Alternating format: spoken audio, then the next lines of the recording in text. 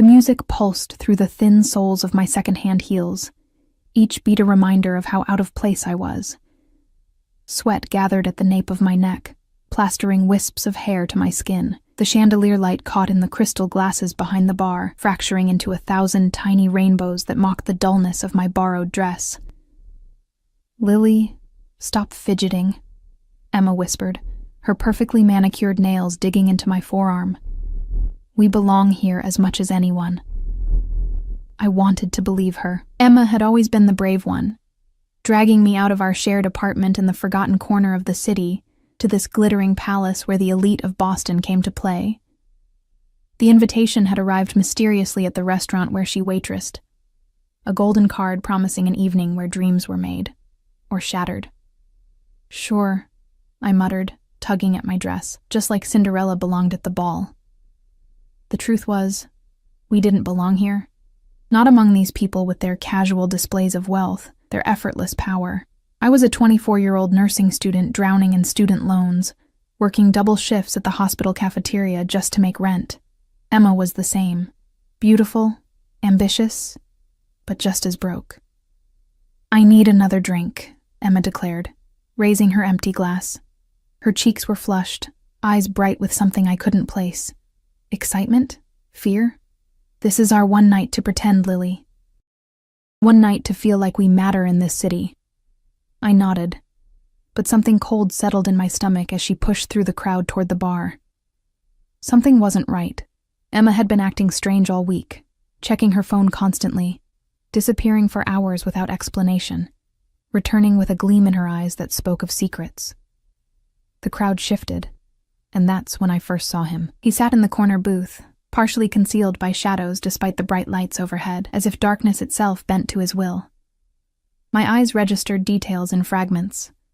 The precise cut of his black suit, the heavy watch glinting on his wrist, the way his fingers, adorned with a single gold signet ring, tapped rhythmically against the polished table. 3 men flanked him, their stances rigid and vigilant despite their expensive suits. Guards, not guests. But it was his face that caught and held my attention. Sharp cheekbones, a strong jaw darkened with precisely maintained stubble, and lips curved into a smile that never reached his eyes. Those eyes, dark as midnight, observant, missing nothing. When they swept across the room, people instinctively stepped back, conversation faltering before nervously resuming. I should have looked away. Every instinct screamed danger. Instead, I watched as a young man approached his table, shoulders hunched in deference. Words were exchanged, too distant to hear. The seated man's expression never changed, but something in his posture shifted. The messenger blanched, stumbling over apologies I couldn't hear. With a flick of his wrist, such a small, elegant gesture, the seated man dismissed him. The young man retreated, visibly shaking. "That's Alexander Volkov," a voice beside me murmured. I turned to find a bartender collecting empty glasses, his eyes darting nervously to the corner. "Best not to stare." "Who is he?" I asked, though part of me already knew the answer. His name had been whispered throughout Boston for years, in hushed conversations at the hospital where I interned, in nervous glances between police officers, in the oblique warnings my landlord gave about certain neighborhoods. The bartender looked at me as if I'd asked who the president was. Seriously? Volkov runs half the city, the important half. He leaned closer. The kind of man who can make problems disappear, including people who become problems. A shiver ran down my spine, but before I could respond, a commotion erupted near the bar. Emma's voice, higher than usual, tinged with panic. I pushed through the crowd to find her backed against the bar, a drink clutched to her chest. A man loomed over her, tall, expensively dressed, with a cruelty in his smile that turned my blood cold. I said, "I'm not interested." Emma's voice wavered despite her defiant words. And I said, "I don't care what you're interested in, sweetheart." His hand closed around her wrist, tight enough that she gasped. "Mr. Volkov wants to speak with you. And what he wants, he gets." Emma's eyes found mine, wide with fear. "I don't know any Mr. Volkov," she insisted, but the tremor in her voice betrayed her lie. The pieces clicked together. Her secretive behavior, the mysterious invitation, the fear hiding behind her excitement. Whatever game Emma had been playing, she was now in over her head. I moved without thinking, sliding between them. She said she's not interested, I said, my voice steadier than I felt. So back off. The man's eyebrows rose, amusement replacing annoyance. And who might you be? Nobody, I answered truthfully. But she's with me, and we're leaving.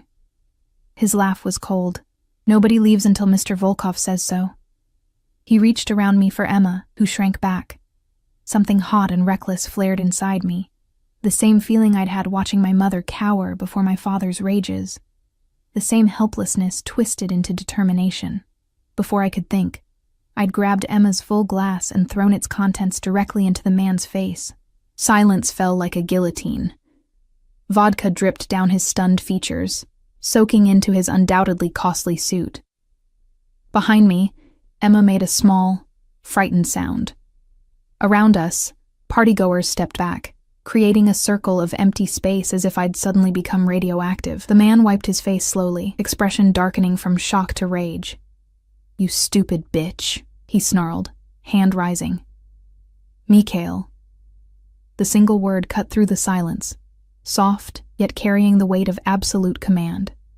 The crowd parted, and Alexander Volkov stood there, flanked by his men. Up close he was even more imposing, tall, broad-shouldered, radiating controlled power. His gaze passed over Emma dismissively before settling on me, and I felt pinned in place like a butterfly to a collection board. "What seems to be the problem?" His voice was unexpectedly pleasant, touched with the faintest accent I couldn't place. "This." Mikhail gestured at me, fury evident in every line of his body. "This nobody just assaulted me when I was delivering your invitation." Volkov's eyes, deep brown, almost black, studied me with unnerving intensity. I should have been terrified. I was terrified, but something else burned alongside the fear. Indignation, defiance. The lifetime of fighting to be seen as more than just poor, more than just struggling. "Is that what happened?" Volkov asked me directly, ignoring Mikhail's sputtering. Words failed me for a moment. Up close, the air around him seemed charged, as if he carried his own atmosphere. The scent of expensive cologne mingled with something darker, whiskey perhaps, and a hint of smoke. He was hurting my friend, I finally managed, and didn't seem to understand the meaning of no. A flash of something, surprise, amusement, crossed his face so quickly I almost missed it. Behind him, one of his guards shifted uncomfortably. "Mikhail has always struggled with that particular word," Volkov said, his tone conversational despite the steel beneath. "A failing I've warned him about repeatedly." Mikhail paled. "Sir, I was only—" Volkov raised a hand, and Mikhail fell silent instantly. "Leave us." It wasn't clear who he meant until his guards stepped back, Mikhail with them. Only one remained, standing at a discreet distance. The crowd around us gradually dispersed, conversation resuming in nervous bursts, though I felt dozens of curious eyes still watching. Volkov's attention returned to me, and a small, unexpected smile curved his lips. "You threw a drink in my lieutenant's face." It wasn't a question, but I nodded anyway. "For your friend." His gaze flicked briefly to Emma, who was pressed against the bar as if hoping to disappear into it. Loyalty is rare these days. "It shouldn't be," I replied, heart hammering so loudly I was sure he could hear it. He tilted his head slightly, studying me as one might a curious specimen. "What's your name?"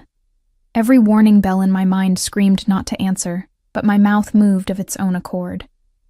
Lily Chen." "Lily," he repeated, as if tasting the word. "Appropriate." I frowned, confused. "Lilies," he explained, "are flowers of death and rebirth. They appear delicate, but are remarkably resilient."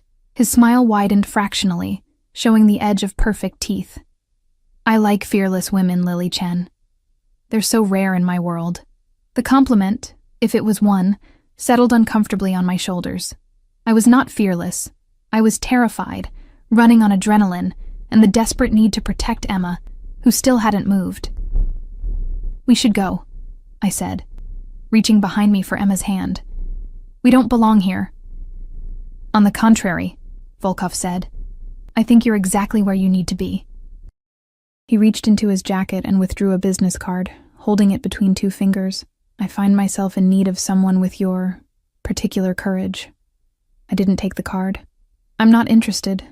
His eyebrows rose slightly. You haven't heard what I'm offering. It doesn't matter, I said, surprising myself with my certainty. Whatever it is, the answer is no. For a moment, tension crackled between us. Then, unexpectedly, he laughed, a genuine sound that transformed his face, softening the hard edges and revealing glimpses of a different man beneath the dangerous exterior. Remarkable, he murmured, more to himself than to me. He tucked the card into the small purse hanging from my wrist. When you change your mind, call that number. Only that number. I won't change my mind, I insisted. His smile was knowing, confident. We'll see. He glanced past me to Emma, his expression cooling.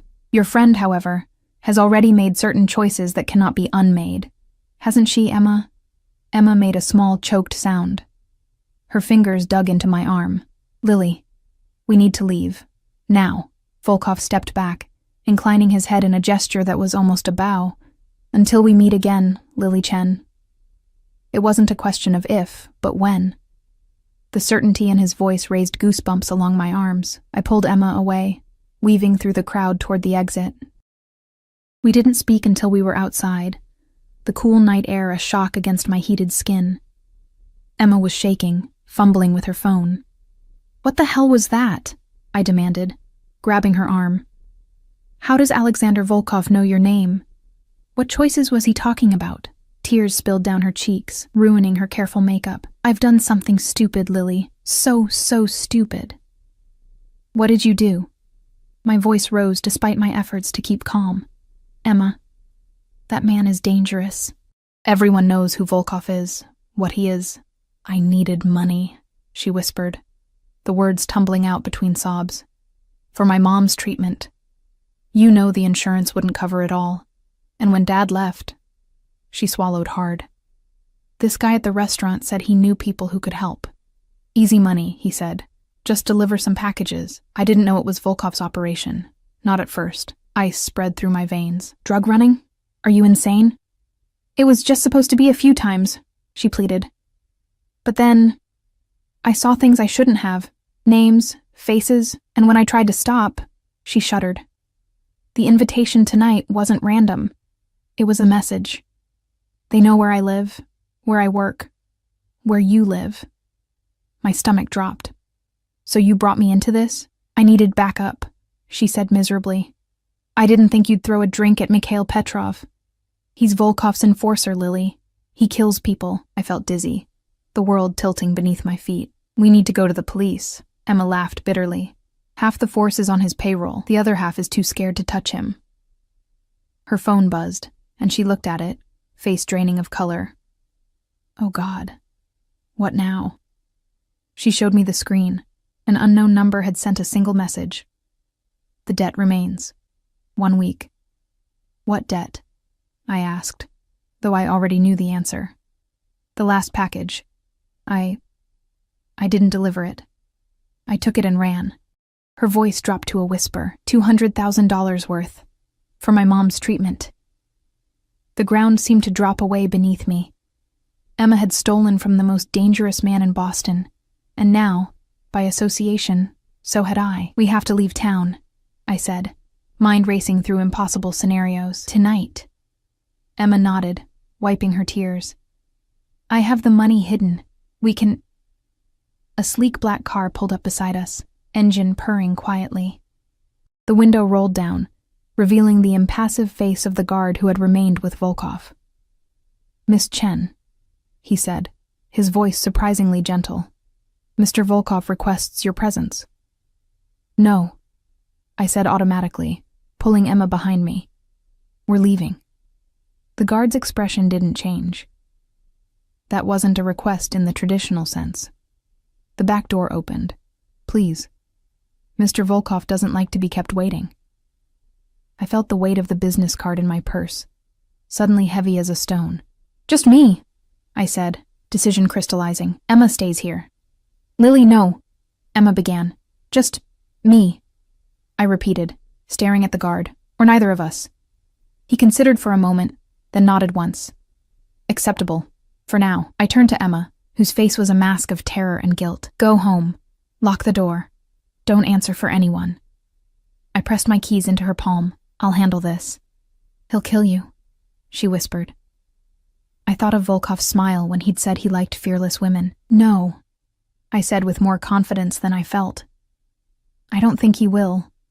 As I slid into the car's plush leather interior, the door closing with a soft, expensive thud, I wondered if I'd just made the biggest mistake of my life, or somehow, impossibly, the first right choice in a lifetime of wrong ones. The business card burned in my purse like a live coal. Whatever game Alexander Volkov was playing, I was now a piece on his board. But I had one advantage he might not expect. I had nothing left to lose. The car moved through Boston streets like a shark through dark water, silent, purposeful, untouchable. I sat rigid on buttery leather, hyper-aware of the guard's presence in the front seat, his eyes occasionally meeting mine in the rearview mirror. He'd introduced himself simply as Ray, before falling silent, leaving me alone with my thundering heartbeat and racing thoughts. We weren't heading downtown as I'd expected, but out toward the harbor. Lights glittered on the water as we curved along the coastline, eventually turning onto a private road that wound up a small hill. Security gates parted silently before us, cameras tracking our progress. The house, if you could call it that, loomed ahead, a modernist structure of glass, steel, and warm wood perched on the edge of the water. Lights glowed from within, turning the vast windows into gleaming rectangles of gold against the night sky. Two men in dark suits nodded to Ray as we pulled up, their eyes scanning me with professional detachment. "Mr. Volkov's residence," Ray explained, the first words he'd spoken since we'd left Emma trembling on the sidewalk. One of them, anyway. My throat constricted. I'd imagined being taken to some dark warehouse or club backroom, not the private home of Boston's most feared man. This was more intimate, more dangerous somehow. "Miss Chen." Ray opened my door, extending a hand I didn't take. "He's waiting." The air smelled of salt and money, that indefinable scent of extreme wealth that seems to purify even the elements around it. My borrowed heels crunched on immaculate gravel as I followed Ray to the entrance, a massive door of dark wood and glass. Inside, the wealth whispered rather than shouted. Understated elegance in clean lines, museum-quality art on the walls, furniture that invited touch while silently communicating its cost. The space opened to the water, walls of glass framing the Boston skyline across the harbor like a living painting. "This way," Ray directed, leading me through the main living area toward a hallway. "Where's Volkov?" I asked, hating the slight tremor in my voice. "Mr. Volkov," Ray corrected gently, "is concluding some business. He asked that you be made comfortable while you wait." He showed me to a room that was clearly meant for guests, a bedroom larger than my entire apartment, with its own sitting area and a bathroom I glimpsed through a partially open door. Floor-to-ceiling windows offered the same spectacular view of the harbor. "There are clothes in the closet," Ray said. "Mr. Volkov thought you might want to change." I glanced down at my borrowed dress, suddenly aware of the vodka stains from my encounter with Mikhail. "I'm fine like this." Ray nodded, his face giving nothing away. "As you wish. There's a phone on the nightstand. Press 1 if you need anything." He paused at the door. "Miss Chen, Mr. Volkov values directness. Whatever you do, don't lie to him." Before I could respond, he was gone, the door closing with a soft click that somehow conveyed it would be unwise to test whether it was locked. I sank onto the edge of the bed, my legs finally giving out. What the hell was I doing here? Emma had stolen from this man, a crime boss, a monster in an expensive suit, and instead of running as far as possible, I'd willingly entered his home. For what? Some misguided sense of bravery, the foolish hope I could negotiate Emma's safety? The business card was still in my purse. I pulled it out, running my fingers over the heavy stock. Simple, elegant, just a phone number embossed in black, no name or title. A man who needed no introduction. A soft knock pulled me from my thoughts. Before I could answer, the door opened, revealing a young woman with a tray. "Mr. Volkov thought you might be hungry," she said, setting the tray on a small table by the windows. "Or need a drink." Her slight accent matched Volkov's, Eastern European, but softened by years in America. The tray held an assortment of small bites and a crystal decanter of amber liquid that caught the light. My stomach growled traitorously. I'd been too nervous to eat before the party. "Thank you," I said, watching as she efficiently arranged everything. Do you work for him?" She smiled, a quick flash of warmth. "For 5 years now. I manage the house." She must have seen something in my expression because she added, "Mr. Volkov is a good employer." "Is he?" I couldn't keep the skepticism from my voice. Her eyes, a clear, intelligent gray, assessed me. "He can be many things, like all powerful men." She adjusted a glass needlessly. "I came to this country with nothing. He gave me work, education, citizenship. For that, I am loyal." I wanted to ask more, but she was already moving toward the door. "He will see you soon. Try the food. You'll need your strength." The door closed again, leaving me with my reflection in the dark window glass, the glittering city beyond, and the ominous weight of her last words. Despite myself, I sampled the food, tiny, perfect bites of things I couldn't name but that melted on my tongue. I avoided the alcohol, needing a clear head, but sipped at the sparkling water also provided. The minutes stretched into what felt like hours, though the sleek clock on the wall told me only 40 minutes had passed since I'd entered this gilded cage. When the door finally opened again, I was standing at the window, watching boats move across the harbor, tiny constellations of light in the darkness. I didn't turn immediately, using the glass's reflection to see Alexander Volkov enter, dismissing whoever had opened the door for him with a small gesture. He'd removed his suit jacket, his crisp white shirt rolled up at the sleeves to reveal strong forearms dusted with dark hair. The gold signet ring gleamed on his right hand. He looked more relaxed here, in his domain, yet somehow even more dangerous for it.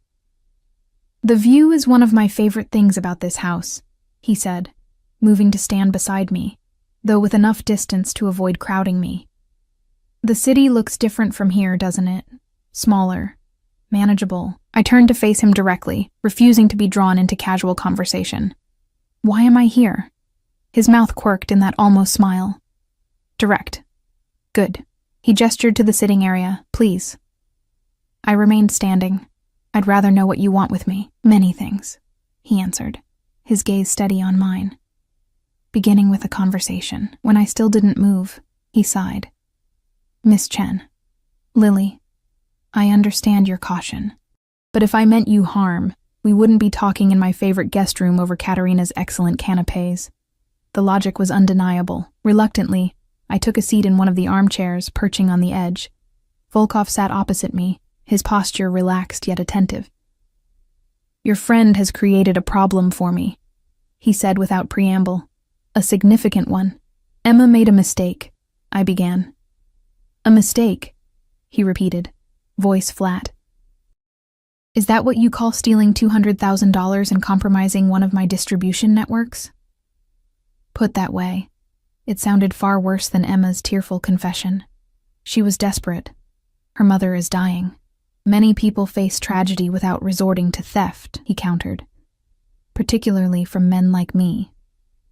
He leaned forward slightly. "Do you know what happens to people who steal from me, Lily?" My mouth went dry. "I can imagine." "Can you?" His voice was soft, almost gentle. "The punishment must match the crime. Must be visible enough to discourage others. It's not personal. It's business." "Emma isn't business," I said, anger flaring.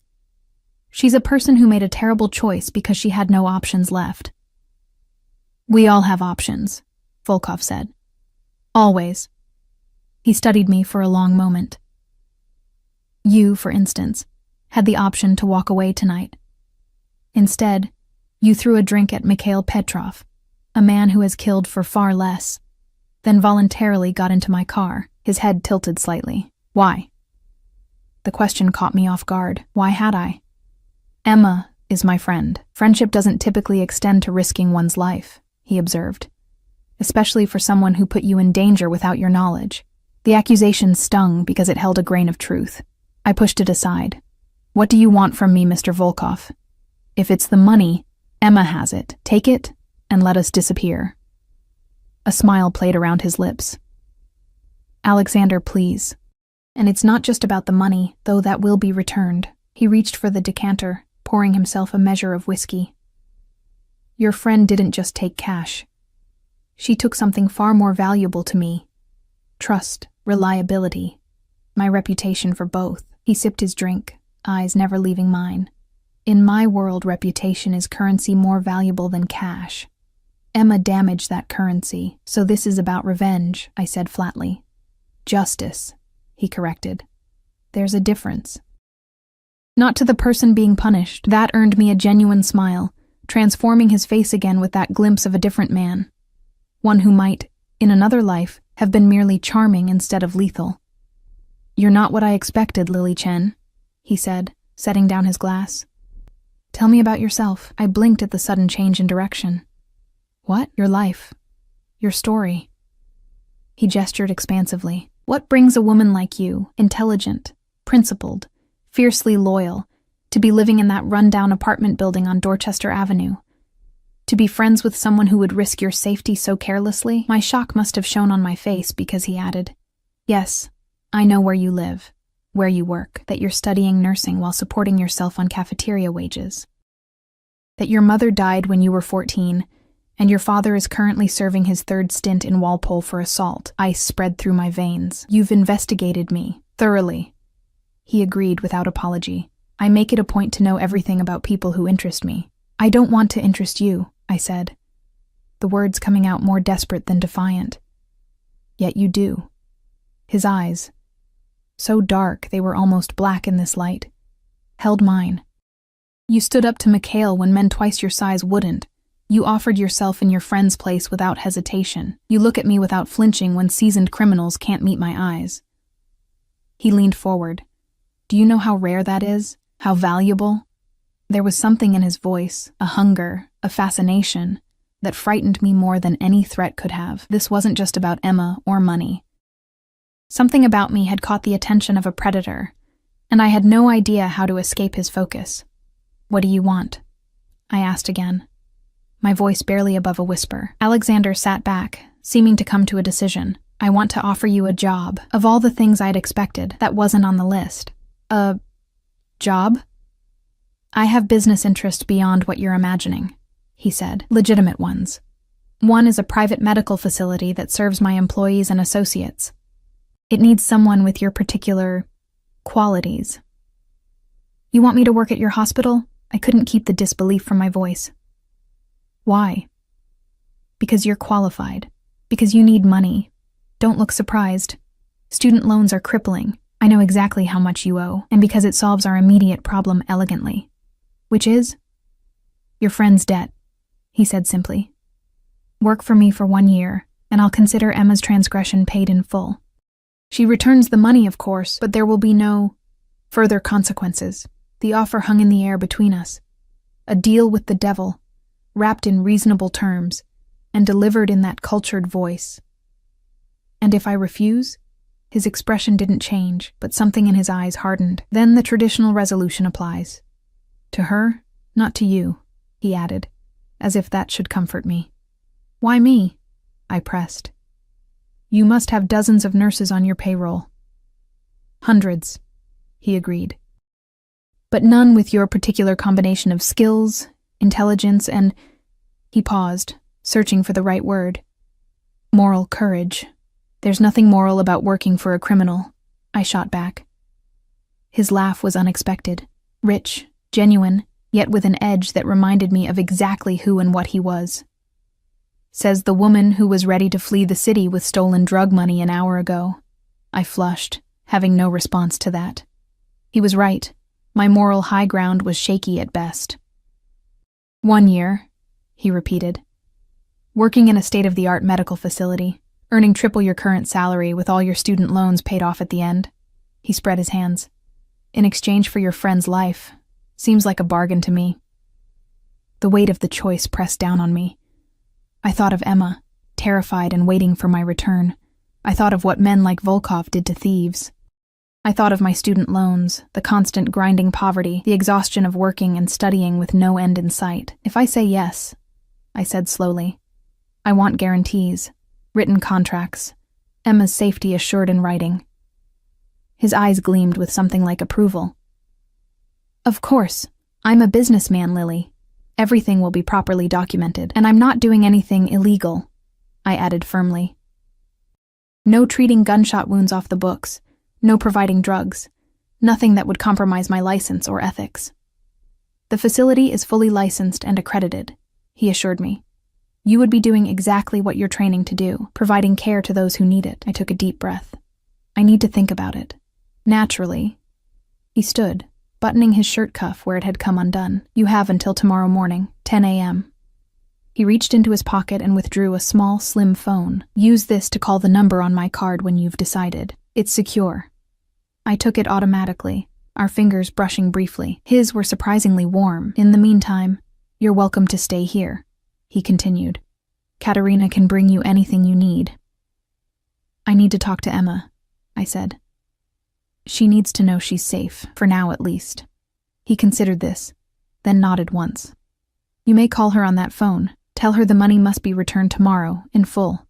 Tell her nothing else of our arrangement.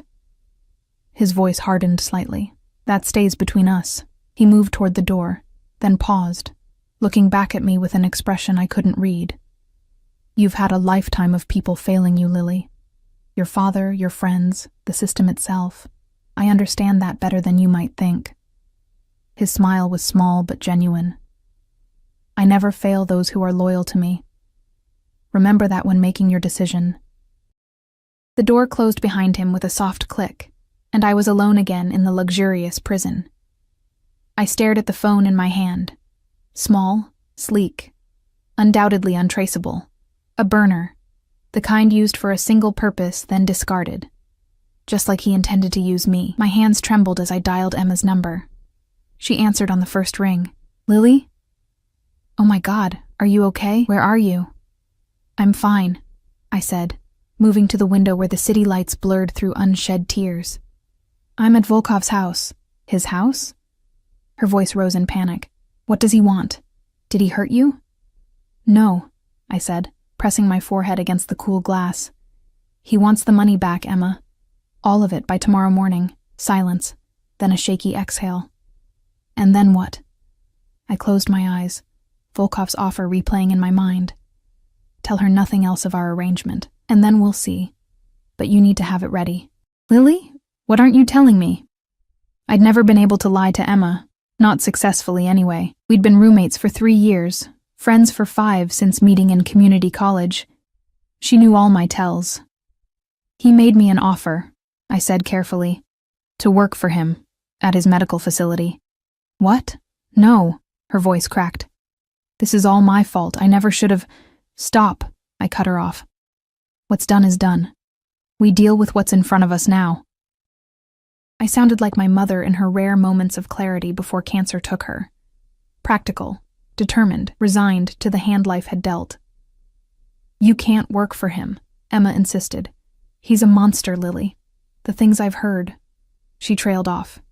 Right now, he's the monster holding all the cards, I replied. Have the money ready. I'll call you in the morning with instructions. I paused. And Emma, don't do anything stupid, please. After we hung up, I sank onto the bed, exhaustion hitting me like a physical blow. The digital clock on the nightstand read 1:37 a.m., less than 9 hours to decide my future, and Emma's. Despite my determination to stay awake, to plan, to find some third option beyond accepting Volkov's offer or condemning Emma, sleep ambushed me. I dreamed of lilies floating on dark water, of my father's hands, capable of both tenderness and terrible violence, and of Alexander Volkov's eyes watching me from the shadows. I woke to sunlight streaming through the windows I'd forgotten to cover, and the disorienting sensation of unfamiliar luxury. For a moment, I couldn't remember where I was or how I'd gotten there. Then reality crashed back. The party, Emma's confession, Volkov's offer. A soft knock preceded Katerina's entrance. She carried a tray with coffee and what smelled like freshly baked pastries. "Good morning," she said, setting the tray down and moving to the closet. "Mr. Volkov thought you might want fresh clothes. There are several options that should fit." She gestured to a door I hadn't noticed last night. "The bathroom has everything you need. Mr. Volkov will see you at 9:30. I glanced at the clock. 8:15. "I slept in these clothes," I said, suddenly self-conscious in my rumpled dress. "I must look human," she finished for me, a small smile softening her professional demeanor. "It's refreshing in this house." She poured coffee into a delicate cup and handed it to me. "Drink, eat, shower. It helps to face difficult decisions with a clear head." After she left, I did as suggested, grateful for the scalding water that seemed to wash away not just the physical grime of yesterday, but some of the mental fog as well. The closet held an array of clothes in my size, everything from casual wear to business attire. I chose the simplest option, black pants and a blue silk blouse that probably cost more than a month's rent. Precisely at 9:30, Ray appeared to escort me downstairs. The house was quieter in daylight, sunlight streaming through the vast windows to illuminate spaces I'd only glimpsed in darkness. We passed a kitchen where staff worked efficiently, a dining room set for one, and finally reached a study overlooking the water. Alexander sat behind a desk of polished wood, reading something on a sleek laptop. Sunlight caught in his dark hair, revealing threads of silver at the temples I hadn't noticed last night. He looked up as we entered, closing the computer with a decisive click. "Lily," he said, rising. "Did you sleep well?"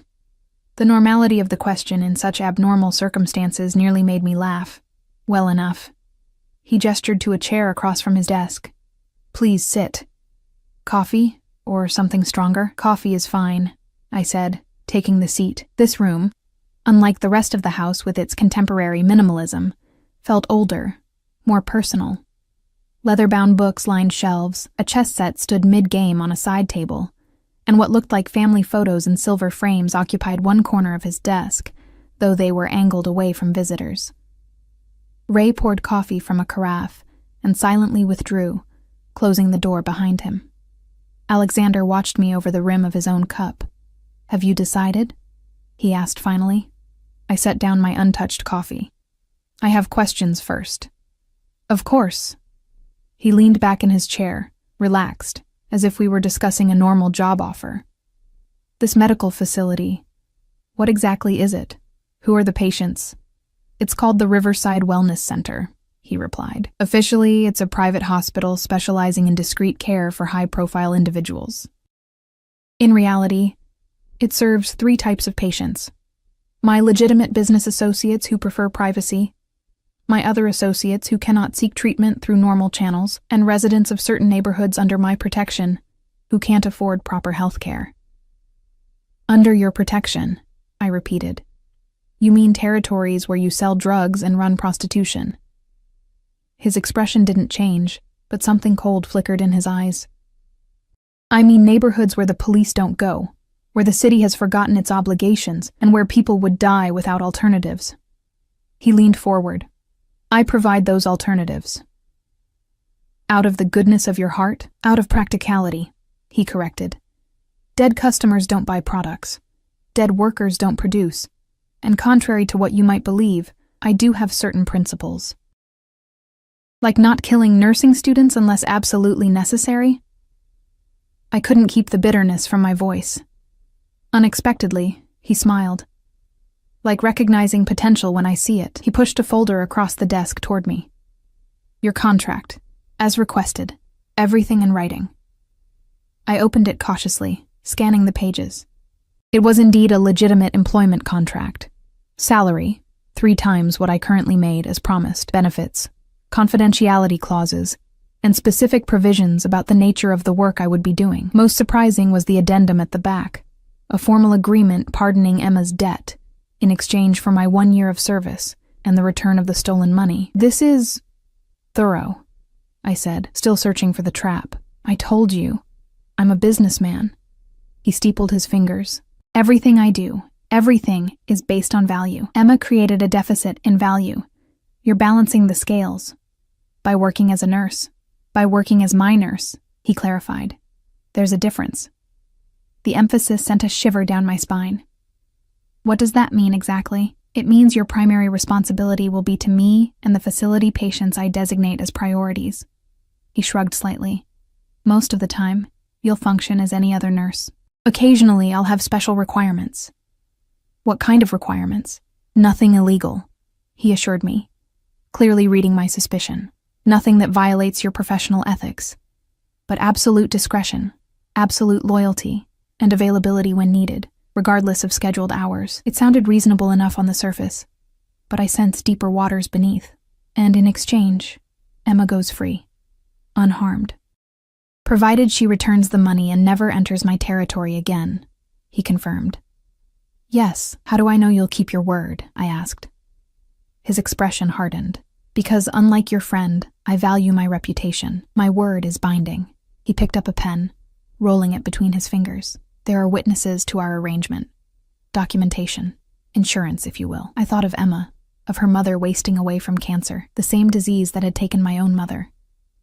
I thought of my student loans, the endless cycle of work and study that left me exhausted and still barely scraping by. I thought of the threat implied in Volkov's controlled power, in the guards that surrounded him, in the casual way he'd investigated my entire life. If I sign this, I said slowly, I want one more condition. His eyebrows rose. You're not exactly in a position to negotiate, Lily. Maybe not, but you said you value me for my moral courage. So here it is. I met his gaze steadily. I want access to provide care to any resident of your protected neighborhoods who needs it, not just the ones you designate. For a long moment, he simply studied me, his expression unreadable. Then, slowly, a smile spread across his face, not the cold, calculated one I'd seen at the party, but something warmer, almost admiring, remarkable. He murmured, echoing his words from our first meeting. He reached for the contract, made a notation in the margin, initialed it. Done. 2 afternoons a week, you can run a clinic for neighborhood residents. Under protection of my men, of course.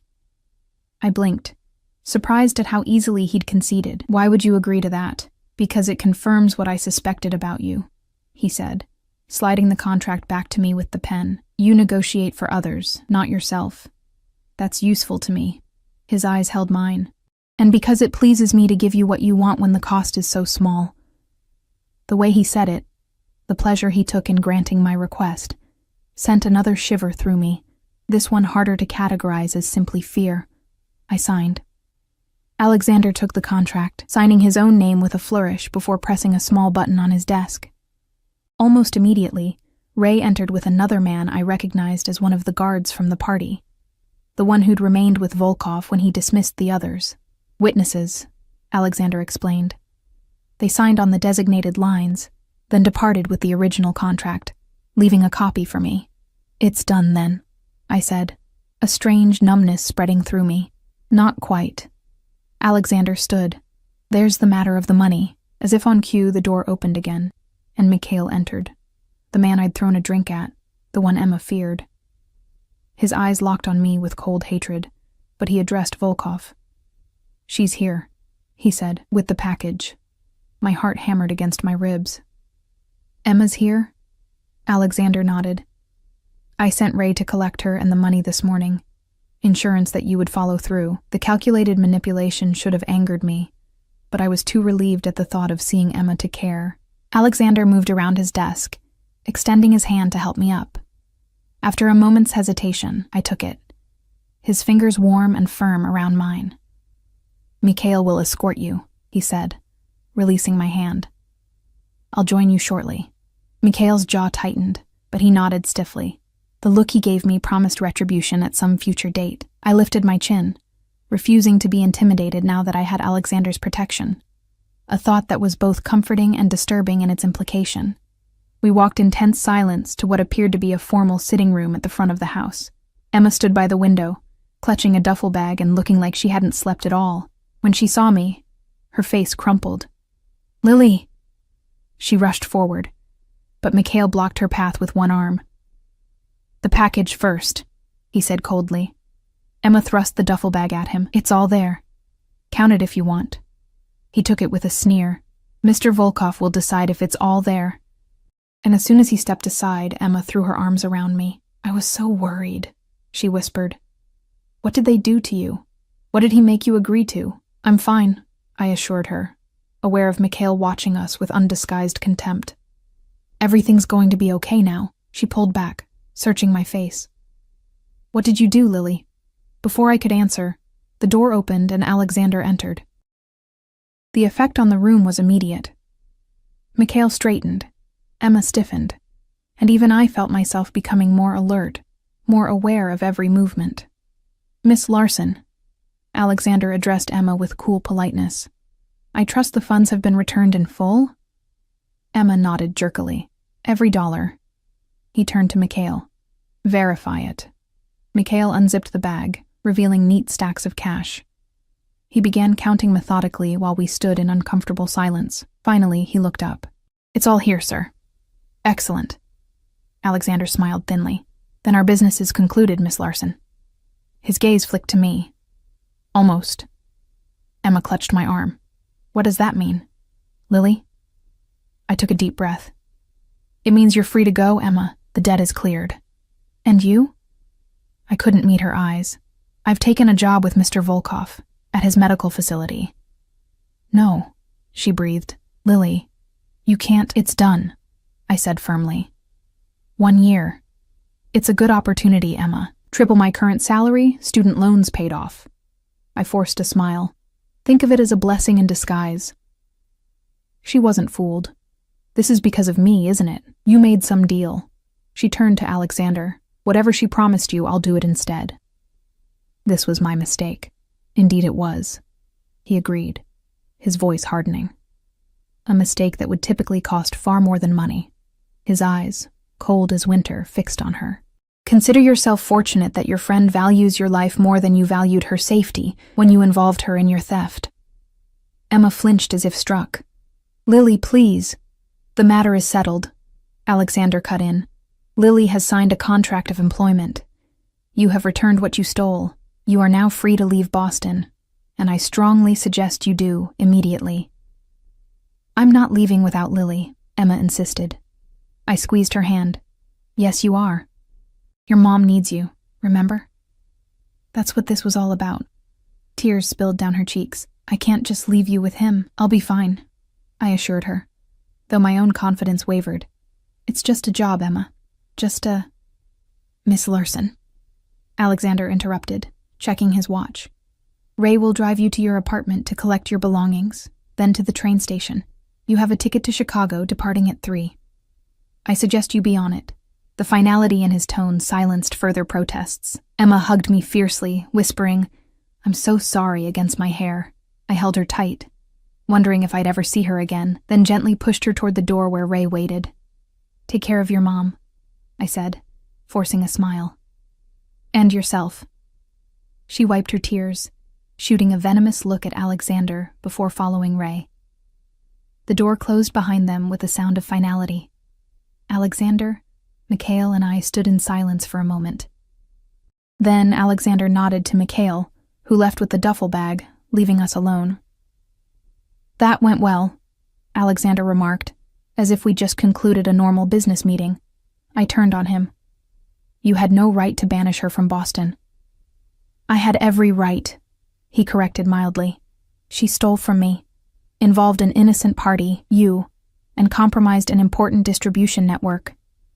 The traditional penalty would be far more permanent than exile. The casual reminder of what could have happened chilled me. When do I start work? Tomorrow, he said. 9 a.m. One of my men will collect you from your apartment. I blinked in surprise. I'm free to go home? That amused him. Did you think you were a prisoner here, Lily? You've signed a contract, not entered captivity. He moved to a sideboard, pouring himself a drink. You're free to maintain your normal life, your apartment, your studies. I simply require your professional services and loyalty for 1 year. It seemed too simple, too clean. And after the year? He sipped his drink, regarding me over the rim. After the year, you're free to go, or to negotiate a new arrangement should you wish. Something in his tone, in the way his eyes lingered on me, suggested he expected the latter. The confidence should have irritated me, but instead it sent an unexpected heat through my veins. "I should go," I said, suddenly needing air, space, distance from his overwhelming presence. "Of course." He set down his glass. "Ray will return shortly to drive you home." "I can take a cab." "You can," he agreed, "but you won't. I prefer to ensure your safe arrival." It wasn't a request. While we waited for Ray, Alexander gave me a tour of the main floor of his home. In daylight, the house was even more impressive. The art I'd glimpsed last night revealed as museum-quality pieces. The furnishings a perfect blend of comfort and sophistication. He showed me his library, filled with books in multiple languages, many first editions. The kitchen, where Katerina directed a small staff preparing lunch. The terrace overlooking the water, where a table was set for one. "Will you join me for lunch before you go?" he asked. I shook my head. "I should get back. I have studying to do." He accepted this without argument. "Another time, then." Ray returned within the hour, and I was soon settled in the back of the sleek black car, watching Alexander's house recede behind us. The normality of the city streets felt surreal after the alternate reality of Volkov's world. People going about their daily lives, unaware of the shadow power that flowed beneath the city's surface, shaping and controlling more than they knew. "Miss Chen?" Ray said as we approached my apartment building, the shabby 5-story walk-up that looked even shabbier after a night in luxury. "Mr. Volkov asked me to give you this." He handed back a slim envelope. Inside was a credit card in my name and another business card, this one with Alexander's personal number. "The card has a $5,000 limit," Ray explained, "for any immediate needs. Your first paycheck won't be until the end of the month." $5,000, more money than I'd ever had at one time. "I can't accept this." Ray's expression didn't change. "Mr. Volkov insists. Consider it a signing bonus." I slipped the cards back into the envelope. "Tell him thank you, but I'll be fine until payday." A small smile cracked Ray's professional demeanor. "I'll tell him, but he won't be pleased. I get the feeling Mr. Volkov is used to getting his way." "Always," Ray confirmed. We had reached my building, and he got out to open my door. "9 tomorrow morning, Miss Chen. I'll be here to collect you." Inside my apartment, Emma's absence hit me like a physical blow. Her suitcase was gone, along with her photos and the small comforts that had made this place feel like home. On the kitchen counter was a note scrawled on the back of a receipt. "I'll never forgive myself for this. I'll find a way to fix it, I promise. Stay safe. Love you." I sank onto our threadbare couch, the events of the last 24 hours crashing over me. What had I done? Signed away a year of my life to a crime boss. Sent away my best friend. Entered a world I'd always known existed but had carefully avoided. Yet beneath the fear and uncertainty lay something else. A strange, unexpected excitement. For the first time in my life, I'd taken control of my destiny. Made a choice that wasn't just reaction to circumstances. The price was high, but the benefits were real. Financial security, professional experience, and the chance to help people who had even less than I did. And then there was Alexander himself. Dangerous, certainly. Ruthless, without question. But also complex in ways I hadn't expected. The way he looked at me, like I was a puzzle he wanted to solve, a rare book he wanted to read page by page, both terrified and thrilled me. I showered, changed into my own worn but comfortable clothes, and tried to study. The words in my textbook blurred as my thoughts kept drifting to dark eyes and that voice. Cultured, commanding, promising both threat and protection in the same breath. Just before midnight, my phone buzzed with a text from an unknown number. "Sleep well, Lily. Tomorrow begins our partnership." Such a simple message, yet it sent a shiver down my spine. I stared at it for a long time before finally replying, "I'll be ready." When sleep finally came, I dreamed again of lilies on dark water. But this time, I was among them, floating, waiting for a hand to pluck me from the depths. Morning came too quickly. I dressed with unusual care, simple black pants, a white blouse, comfortable shoes suitable for hospital work. I braided my long hair back, applied minimal makeup, and waited by the window for Ray's car. Precisely at 9, the black sedan pulled up. As I walked downstairs to meet my new life, I felt strangely calm. I had made my choice, signed my name. Whatever came next, whatever Alexander Volkov truly wanted from me, I would face it on my feet. Ray opened the car door, and I slid inside to find Alexander himself waiting in the back seat, impeccably dressed in a charcoal suit, his dark eyes watching me with that same fascinating intensity. "Good morning, Lily," he said, his voice wrapping around my name like silk. "Ready for your first day?" "As ready as I'll ever be," I replied, settling into the leather seat beside him. Something like approval flickered in his eyes. Nervousness would be understandable, yet you don't show it. Would it make a difference if I did? His mouth curved. "No. But your composure continues to impress me." The car glided through morning traffic, taking us not toward the harbor where his home stood, but into an upscale area of the city where glass medical towers gleamed in the sunlight. We pulled into an underground parking garage beneath a sleek building with Riverside Wellness Center, displayed in understated lettering above the entrance. "Your new workplace," Alexander said as Ray opened the door. "At least officially." The "at least" sent a ripple of unease through me, but I kept my expression neutral as I followed him into a private elevator that required both a keycard and fingerprint scan.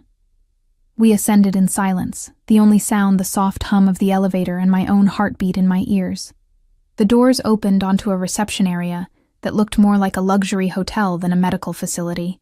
Soft lighting, tasteful art, plush seating, and a marble desk where a poised receptionist greeted Alexander with obvious deference.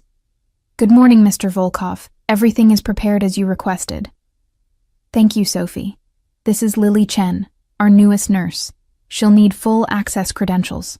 Sophie's eyes swept over me with professional assessment before she smiled. "Of course. Welcome to Riverside, Ms. Chen." The tour that followed revealed a facility that surpassed any hospital I'd ever worked in.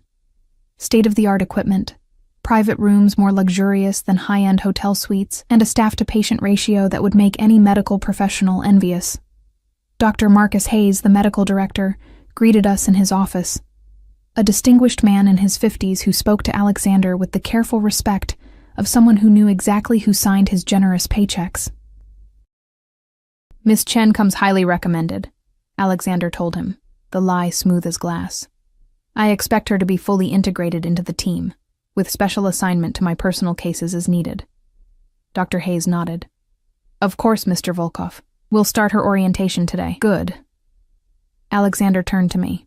"Dr. Hayes will handle your professional orientation. After lunch, you'll meet with my head of security to review protocols specific to my sensitive patients." The day passed in a blur of introductions, paperwork, and training sessions. The facility was everything Alexander had promised: legitimate, professional, and providing genuinely excellent care. Yet beneath the polished surface, I noticed the subtle signs of its true nature: security measures far beyond normal hospital protocols, certain areas accessible only with the highest clearance, and the careful way staff avoided discussing certain patients. By late afternoon, I found myself in the office of Anton Petrov, Mikhail's older brother, as it turned out, though with none of his siblings' volatile temperament. As head of security, he outlined the special procedures for what he called priority patients. "These individuals require absolute discretion," he explained, his accent thicker than Alexander's. "No records outside our secure system. No discussions outside these walls. No questions about injuries or identities." "I understand," I said, though my stomach nodded at the implications. "Mr. Volkov said you would." Anton's expression remained impassive, but his eyes held a calculating assessment. "He has unusual confidence in you. Don't disappoint him." The warning was clear, even without elaboration. When I was finally escorted back to the main lobby at 7 that evening, I was surprised to find Alexander waiting, engaged in quiet conversation with a man whose expensive suit couldn't hide his military bearing. "Ah, Lily," Alexander said, ending his conversation with a nod to the other man. "Your first day is complete. Impressions?" "Impressive," I admitted truthfully. "The facility is exceptional. I accept nothing less," he replied. "Come. You must be hungry." Before I could protest, I was being guided back to his car, Ray holding the door open with his usual stoic expression. "I thought I'd be going home," I said as Alexander slid in beside me. "Eventually," he agreed, "but first, dinner, a celebration of our new arrangement." The restaurant was exclusive enough that it had no sign, just a discreet entrance where staff greeted Alexander by name and ushered us to a private dining room overlooking the harbor. The chef himself appeared to discuss the menu, and wine was poured without orders being placed. "You're uncomfortable," Alexander observed after the staff had departed, leaving us alone with our drinks. "This isn't necessary," I said, gesturing to our opulent surroundings. "Few things truly are," he replied. "But I enjoy quality, and I wish to know you better outside of our professional arrangement." I took a sip of wine to buy time. "Why? Because you intrigue me." He leaned forward slightly. "Do you know how rare that is, to find someone genuinely surprising in my world?" The intensity of his gaze made it difficult to breathe. "I'm really not that interesting." "On the contrary." He sat back, studying me. "Tell me about your mother."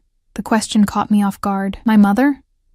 "You mentioned she died of cancer when you were 14, the same disease affecting Emma's mother.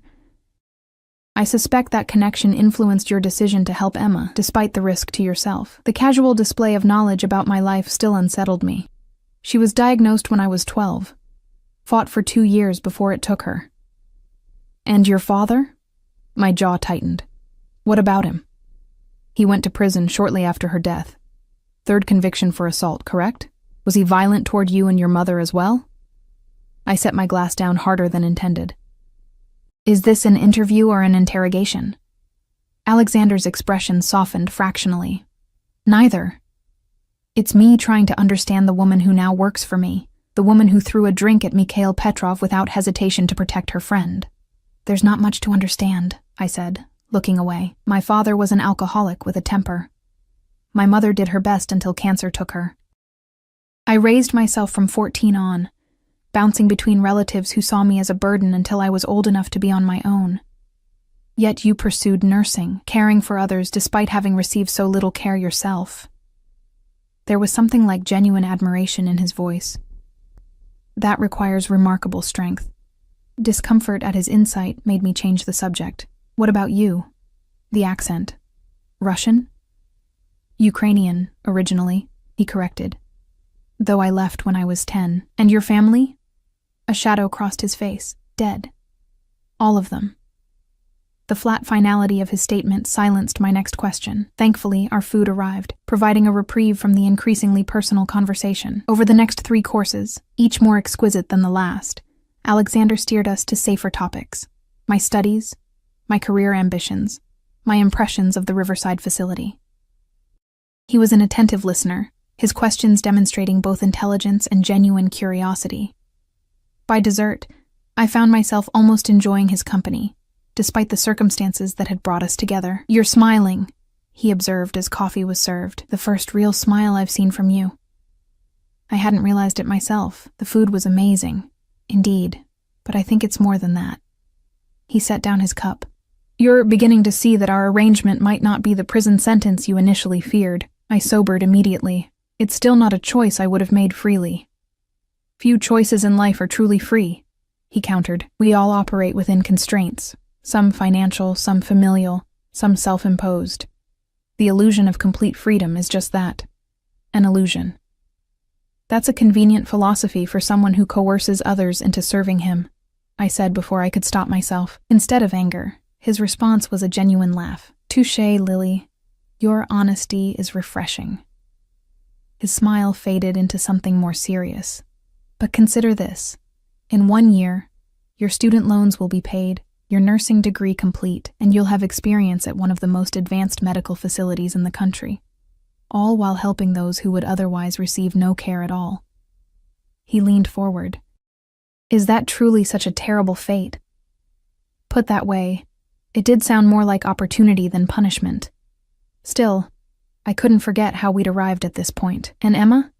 What happens when the year is up? Will she be safe to return to Boston?" His expression cooled slightly. "That depends on her choices, and yours." The implied threat wasn't subtle. I nodded, understanding the boundaries of our arrangement more clearly now. Ray drove me home afterward, Alexander remaining at the restaurant for business matters. As we pulled up to my apartment building, Ray handed me an envelope. "Your new schedule and security protocols," he explained. "Mr. Volkov also asked me to give you this." This turned out to be a small velvet box. Inside was a delicate silver bracelet with a single charm, a lily, crafted in platinum and diamonds. "I can't accept this," I said immediately. Ray's expression didn't change. "It's not a gift, Miss Chen. It contains a tracking device and panic button. Standard security for Mr. Volkov's key personnel." I lifted the bracelet, noting its surprising weight. "And if I refuse to wear it, that would suggest a concerning lack of commitment to your new position," Ray replied neutrally. I slipped it onto my wrist, the cool metal settling against my skin like a promise. Or a shackle. 6 months passed in a blur of new routines. 5 days a week at Riverside, treating the wealthy, the connected, and occasionally the bloodied enforcers of Alexander's empire. True to our agreement, I spent 2 afternoons weekly at a small clinic in one of his protected neighborhoods, providing care to people who otherwise would have none. I saw Alexander regularly but unpredictably, sometimes daily, sometimes with weeks between encounters. He would appear at Riverside to check on specific patients, summon me to his office to discuss my work, or occasionally invite me to dinner to review my progress. Each time, the strange tension between us grew, a complex mixture of fear, fascination, respect, and something more dangerous I refused to name. Emma called weekly from Chicago, where she'd found work and an apartment near her mother, whose treatments were showing promising results. She never asked about Alexander, and I never volunteered information about my increasingly complicated relationship with him. I was finishing a shift at the neighborhood clinic when Mikhail appeared in the doorway, his perpetual scowl firmly in place. "Mr. Volkov wants you, now." My stomach knotted. In 6 months, Alexander had never sent Mikhail to fetch me. Something was wrong. We drove in tense silence to Alexander's house rather than the Riverside facility. Ray met us at the door, his normally impassive face tight with concern. "He's in the study," he told me. "Gunshot wound to the shoulder, refused to go to Riverside." Fear propelled me forward. I found Alexander sitting behind his desk, pale but composed, his right shoulder darkly stained with blood that had soaked through his white shirt and suit jacket. "You should be at the hospital," I said, dropping the medical bag Ray had thrust into my hands and moving to his side. "And answer tedious questions? No." His voice was steady, but pain tightened the corners of his eyes. "That's why I have you." I helped him remove his jacket and shirt, revealing a through-and-through wound that had thankfully missed anything vital. As I cleaned and treated the injury with supplies from the fully stocked medical room adjoining his study, he watched me work with an intensity that had nothing to do with pain. "Who shot you?" I asked, focusing on my task. "Someone who will not live to see morning," he replied matter-of-factly. "A disagreement with the Italians from Providence." I secured the bandage, trying not to think about the retribution that would follow. "You'll need antibiotics and pain management." "Already arranged." His uninjured hand caught mine as I finished. "You've become indispensable to me, Lily." The way he said it, soft, almost intimate, sent a shiver down my spine. "I'm just doing my job." "No," he contradicted. "You're doing far more than our contract requires. The clinic, the extra hours, the questions you don't ask when certain patients arrive with certain injuries." I tried to withdraw my hand, but his grip tightened gently. "The year is half over," he continued. "I find myself reluctant to see it end." My pulse quickened. "Alexander, I'm offering you permanence," he said. "A position as head of nursing at Riverside, triple your current salary, complete autonomy for your neighborhood clinic work." I stared at him, caught between shock and suspicion. "Why?" "Because you've earned it." His thumb traced circles on my wrist, just below the bracelet he'd given me. "And because I've grown accustomed to having you in my world." 6 months ago, I would have rejected the offer instantly. Now, I hesitated. The work at Riverside was challenging and rewarding. The clinic was making a real difference in lives typically forgotten by the healthcare system. And Alexander himself, complicated, dangerous, yet undeniably compelling, had become a central figure in my life. "I need time to think," I said finally. He released my hand, nodding. "Of course. But know this, Lily. His dark eyes held mine. "Whatever you decide about the professional offer, my personal interest in you remains unchanged." The words hung between us, acknowledging what had been building for months. "I should go," I whispered. "Stay," he countered. "Just for tonight. As my nurse, if nothing else." I knew I should refuse. Instead, I found myself nodding. That night became the first of many I spent at Alexander's house. Initially monitoring his wound, then gradually, inevitably, drawn deeper into his world, his life, his bed. What began as obligation evolved into choice, then into something I'd never expected: partnership. By the time my contract year ended, I had accepted the position at Riverside, moved into Alexander's house, and negotiated Emma's safe return to Boston. Though she chose to remain in Chicago with her recovering mother, Alexander Volkov remained what he was: powerful, dangerous, ruthless in business. But with me, he showed a different face: protective, generous, unexpectedly vulnerable in rare private moments. The man who'd once terrified me became the man who cherished me, who respected my independence while offering a security I'd never known. Was it perfect? No. His world still contained darkness I couldn't fully embrace. We argued about boundaries, about the ethics of certain operations, about the line between protection and control. But in me, he'd found someone who wouldn't flinch from his reality while still holding firm to her own principles. And in him, I'd found someone who saw my strength as an asset rather than a threat.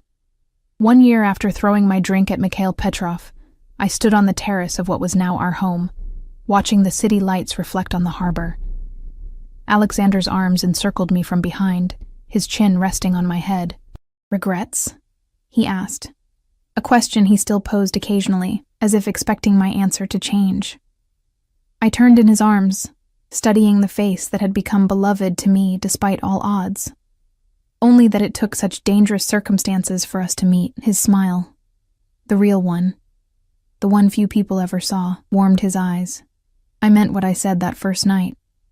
I've always liked fearless women. He brushed a strand of hair from my face, though I never expected to love one. The word, still rare between us, spread warmth through my chest. I rose on tiptoes to kiss him. This man who had entered my life as a threat and somehow become my choice, my future, my home. Behind us, Boston continued its dance of light and shadow. A city of contrasts like the man who held me, dangerous and gentle, ruthless and fair, dark and light in equal measure. And I, once a nobody who had thrown a drink in desperate defense of a friend, had become a woman who had found her place in both worlds. As Alexander deepened the kiss, I smiled against his lips. Sometimes the most unexpected choices lead to the most perfect destinies.